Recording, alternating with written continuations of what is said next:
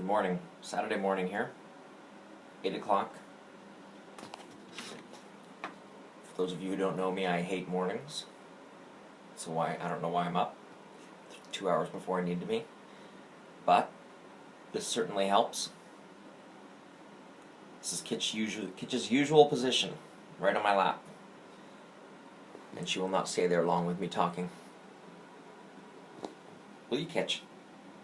What's up? This is a little bit of an update, a little bit more information on the... No, don't go.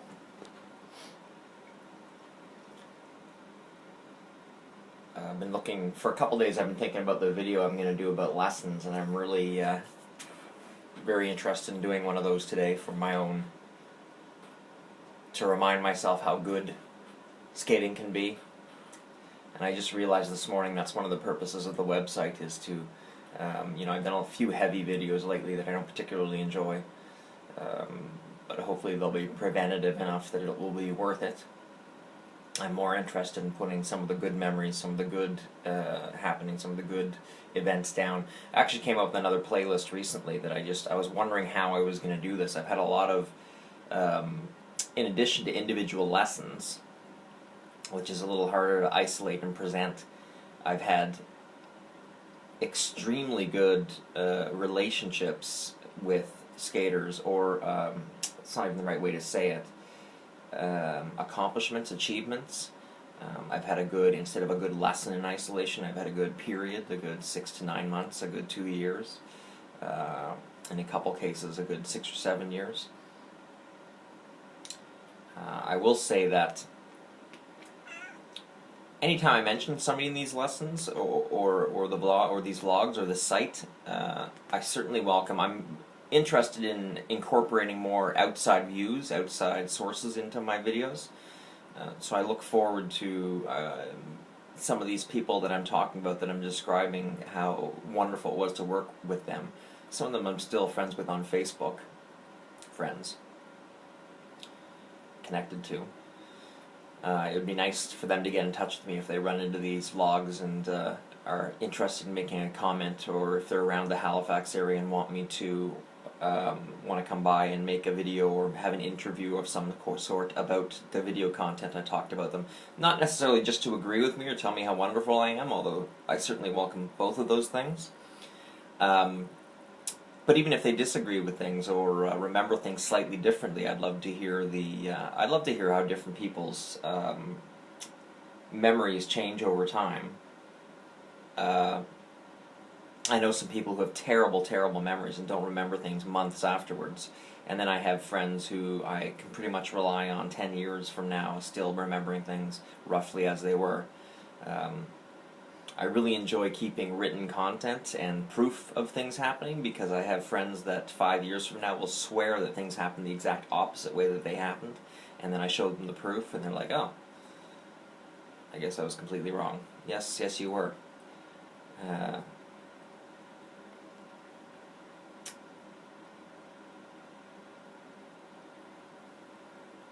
So my point of that was, anybody who who I start mentioning in these videos and wants to come and give some kind of feedback in some kind of video, some kind of interview, or even send me a vlog that I can post next to their own vlog from me,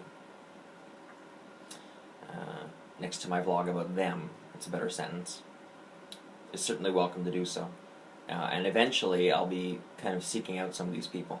The one thing I wanted to say about these lessons that I'm about to record my first of is I have another kind of potential issue on my mind that has come up many, many times in my coaching, and that's the fact that I'm so that I correct my skaters so much. Quite a few parents, the way teaching is done, the way coaching is done, the way parenting is supposed to be done nowadays, don't like any kind of correction involved with their children. I completely don't understand that. The bizarre thing is, when you get into high levels with skating, when people are committed at high levels, the way they coach is very similar to the way I coach, where you actually find errors in their skating, you find strengths, you strengthen their strengths, you eliminate the errors, you try to solidify their skating as much as you can, but apparently that's not as acceptable at a lower level, which I don't particularly understand why you would have to transition your coaching through these different stages. I kind of do. You don't want to overload a 6-year-old who's trying to decide whether they like skating or not with all kinds of technical feedback and information and correction. I get it. And I don't do that. I wait until there's, again, it's a very reciprocal relationship. As soon as they show an interest in improving, an interest in excellence, an interest in winning competitions and passing tests, I give them more of the tools they need to actually accomplish those things.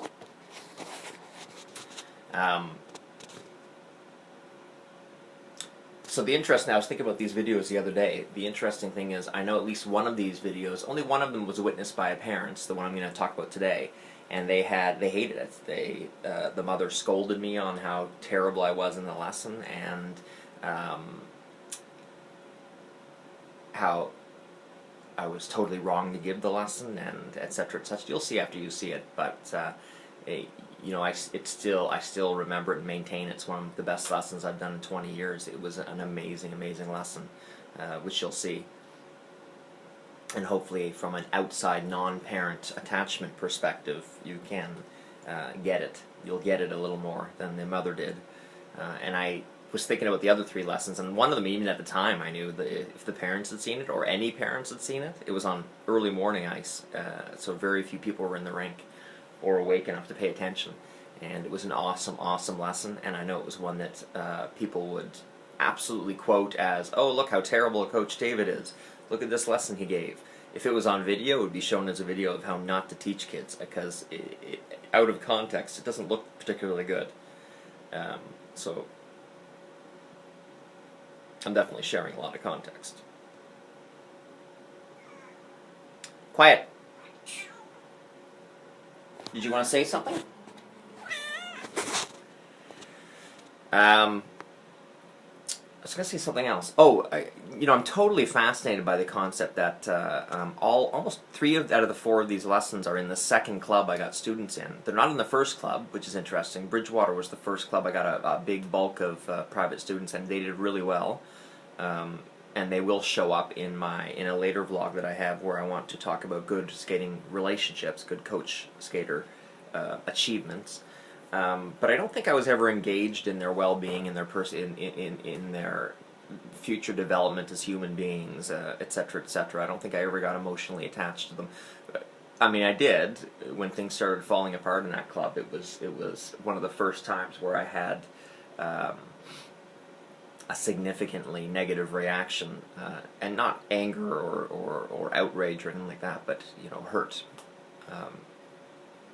And then I went to Sackville, and maybe because of my situation in Bridgewater, I went to Sackville and had maybe a little bit more invested in not just doing a good job, which I had also done in Bridgewater, but having myself perceived as doing a good job by getting my tests. I don't know, but I definitely would earmark these lessons I'm about to share as real pivotal points in my coaching, in my skating.